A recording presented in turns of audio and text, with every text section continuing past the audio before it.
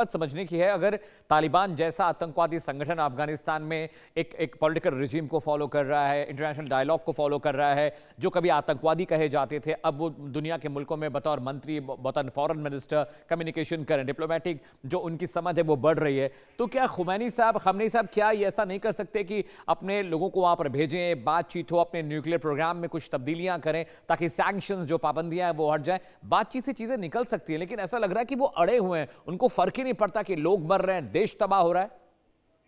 Sir देखिए, मेरे को नहीं लगता कि खोमेनाई अपनी पोजीशन को चेंज करेगा। Right sir. Back channel dialogue जरूर चल रहा है, हम्म। लेकिन इनकी पोजीशन इतनी हार्डन हो चुकी है। हम्म। पर्टिकुलरली जब अमेरिका के अटैक जब हुए थे उनके न्यूक्लियर इंस्टॉलेशन पे, जी। उसके बाद से इनकी पोजीशन बहुत हार्डन हो चुकी है। Right sir. अभी आपने देखा, अभी कल जो इन्होंने अपना स्पीच दिया, उसमें अमेरिका को पूरी तरह से ब्लेम किया है इन दंगों के लिए, इन डेमोन्स्ट्रेशंस के लिए।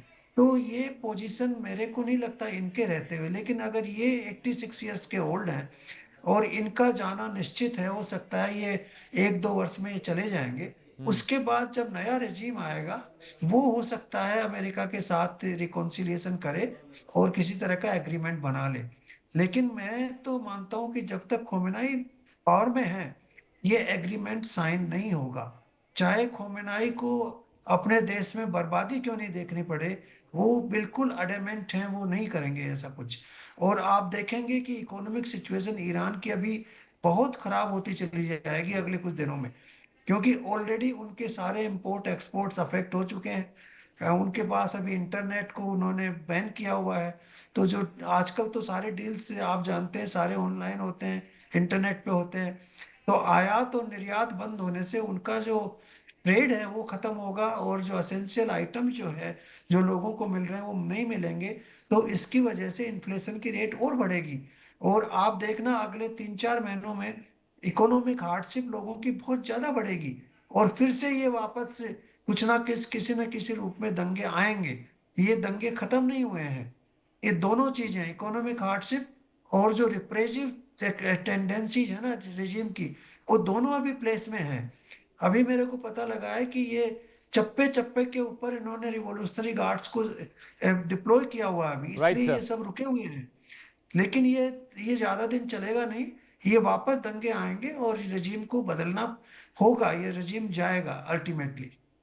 ठीक है। जनरल साहब, एक बात और भी है कि अभी इजराइल तैयार नहीं है, अमेरिका भी थोड़ा सा डगमग हो रहा है डिसीजन लेने में, लेकिन अगर कल को आयरन डोम फैसिलिटीज फिल हो जाती हैं, वहाँ पर वो सामरिक रूप से फिर से उतने ही प्रिपेयर हो जाते हैं, अमेरिका का जो वॉरशिप है वो भी पहुँच जाता है खाड़ी देश में, तो क्या आपको लगता है कि जब ये दोनों राष्ट्र पूरा मुकम्मल तैयारी कर लेंगे तो क्या फिर चांसेस होंगे? क्योंकि खामनेई सत्ता छोड़ने वाले नहीं है और उनको जबरन घसीट कर कुर्सी से हटाना होगा। लेकिन बड़ा सवाल ये भी है कि खामनेई के बाद आखिर अगला लीडर कौन होगा, क्योंकि वहां पर कोई चेहरा दिखने रहा है। पहलवी साहब को तो अमेरिका को लगता है कि वो इस काबिल ही नहीं है कि ईरान की सत्ता पर काबिज हो पाए।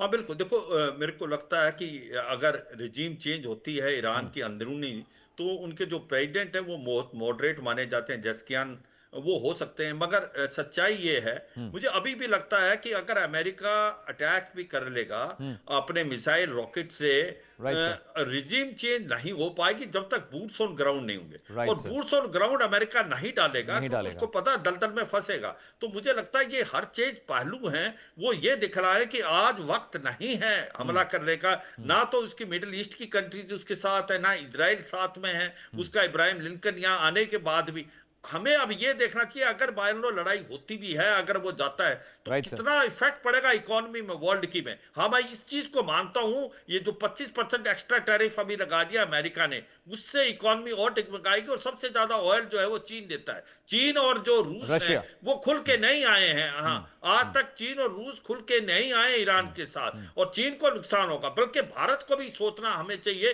कि जो चाबार पोर्ट है जिसके अंदर उन्होंने दे दी है वेवर ऑफ अप्रैल 2026 तक, उस पर हम क्या होगा, क्योंकि हम्म। हमारे लिए हमने करीब करीब $2 बिलियन वहां पैसा खर्च किया है, जिसके अंदर हम कनेक्टिविटी करते हैं direct Afghanistan, central Asian state, और फिर वो नॉर्थ साउथ ट्रांसपोर्ट कॉरिडोर को जोड़ता है जो यूरोप और रूस जाता है। तो ये राइट सर। सच्चाई है, वहां भी हमको भी इफेक्ट पड़ेगा। तो ओवरऑल नेगेटिव ज्यादा है, अमेरिका ने देखे हैं। लेकिन सर एक सवाल ये पॉजिटिव्स भी के है, लिए कम है। आप गाजा का एग्जांपल लीजिए सर, जब तक इजराइल ने फील्ड ऑपरेशंस नहीं किए थे चीजें वहां पर नहीं समझ में आई थी।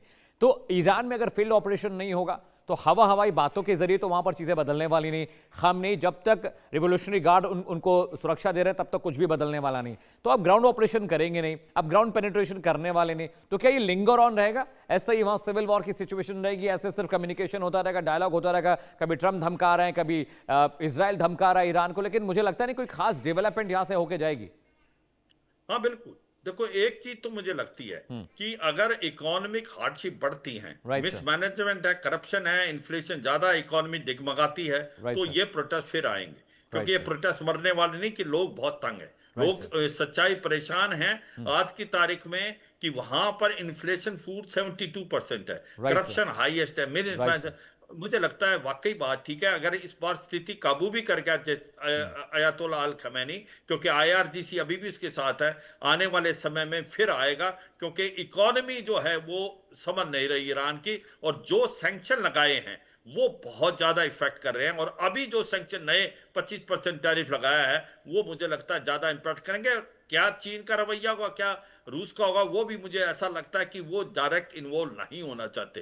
तो ऐसे में वक्त बताएगा, मगर अभी मुझे ऐसा लगता है कि अमेरिका डायरेक्ट अटैक करने की शायद उसको टालेगा, क्योंकि सबसे बड़ी प्रॉब्लम है वो बूट्स ऑन ग्राउंड नहीं चाहता, और जब तक बूट्स ऑन ग्राउंड नहीं होंगे ये रजीम चेंज होना बड़ा मुश्किल है। मैसर साहब, क्या हम ये कह सकते हैं कि ईरान एक दूसरा सीरिया, एक दूसरा गाजा, एक दूसरा फिलिस्तीन बनने जा रहा है?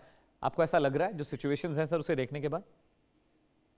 देखिए अभी फिलहाल नहीं लग रहा, लेकिन मेरे को लगता है कि अगर एक बार प्रोटेस्ट और हो गया 6 महीने 8 महीने बाद, तो बिल्कुल एक गृह युद्ध की स्थिति आएगी ईरान के अंदर, और उस समय फिर क्लैरिटी आएगी कि ईरान का नया लीडर कौन बनेगा। अभी जो है कोई लीडरशिप वहां पर नहीं आई है उठ के, और इसी वजह से ये जो डेमोन्स्ट्रेटर्स थे ना, इनको जब तक लीडर नहीं मिलेगा तब तक ये आगे डेमोन्स्ट्रेशन कर नहीं पाते हैं। 2-3 दिन के बाद फिर डेमोन्स्ट्रेशन खत्म हो जाते पीटर हैं आउट जैसे ट्रूप्स का डिप्लॉयमेंट होता है।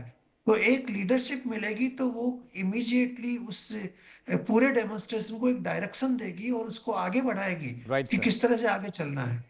वो थोड़ी कमी रह गई है अभी तक, और राइट सर। उसी वजह से मेरे को लगता है कि अमेरिका वहां पे अगर वो बूट्स पे ग्राउंड पे डालेगा तो वो इफेक्टिव होगा नहीं, क्योंकि जब तक जनता आपके फेवर में नहीं है राइट तब तक सर। आपके बूट्स वहां काम नहीं कर सकते। Right sir. और उनकी मिलिट्री पावर भी करीब आधा लाख, करीब 5 लाख लोग हैं उनकी मिलिट्री के अंदर, और उनकी मिसाइल पावर है। तो इतना इजी नहीं है अमेरिका के लिए कि ट्रूप्स वहां भेज के उनकी राइट सर। सत्ता को पलट दे।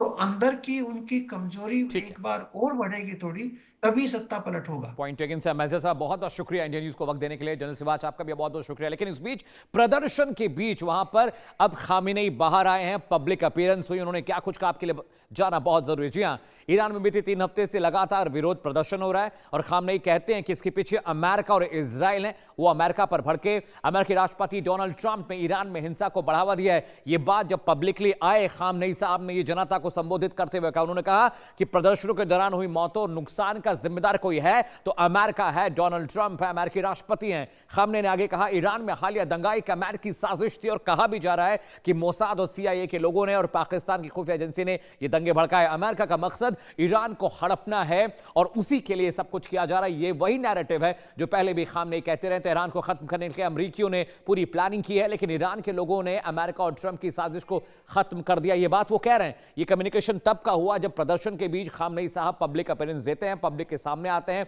अलग अलग खित्ते, अलग अलग प्रोविंसेस के लोगों को वो संबोधित कर रहे थे, और वहां पर उन्होंने ये बात कही कि भाई अमेरिका का नैरेटिव है और वो नैरेटिव ये है कि ईरान को तबाह और बर्बाद कर दिया जाए। उन्होंने कहा कि जितनी जानें गई हैं उसके पीछे सिर्फ और सिर्फ अमेरिका जिम्मेदार है। जो भी प्रदर्शन हुए उसके पीछे अमेरिका जिम्मेदार है। वो ईरान को बर्बाद करना चाहता है, इंटरनेशनल कम्युनिटी में एक मैसेज दे रहा है कि ईरान तबाह और बर्बाद हो गया। हमारे क्रूड के जो हमारा भंडार है उस पर वो कब्जा करना चाहता है, अपनी मनमानी वो करना चाहता है। उन्होंने ये भी कहा कि हम ट्रंप को छोड़ेंगे नहीं, अगर ईरान पर हमला होता है तो ईरान अपनी पूरी ताकत के साथ मजबूती से रिटेलिएट करेगा, उन्हें जवाब देगा। ये बात, और उन्होंने ये भी कहा कि ट्रंप दंगाई हैं, उनकी वजह से ईरान कि तेहरान, चाहे राजधानी की बात हो, चाहे मुख्तलिफ इलाके हो ईरान के, वहां पर हमले हुए, वहां पर लोगों की जानें गई, और ये सब अमेरिका प्रायोजित था। और बार बार ये कहा जा रहा है कि CIA, मोसाद ने मिलकर वहां पर टेंशन को बढ़ाया, और टेंशन के बढ़ने के बाद वहां पर सिविल वॉर जैसी सिचुएशन है। लेकिन बड़ा सवाल है, खामनेई सरेंडर नहीं करेंगे, सत्ता नहीं छोड़ेंगे,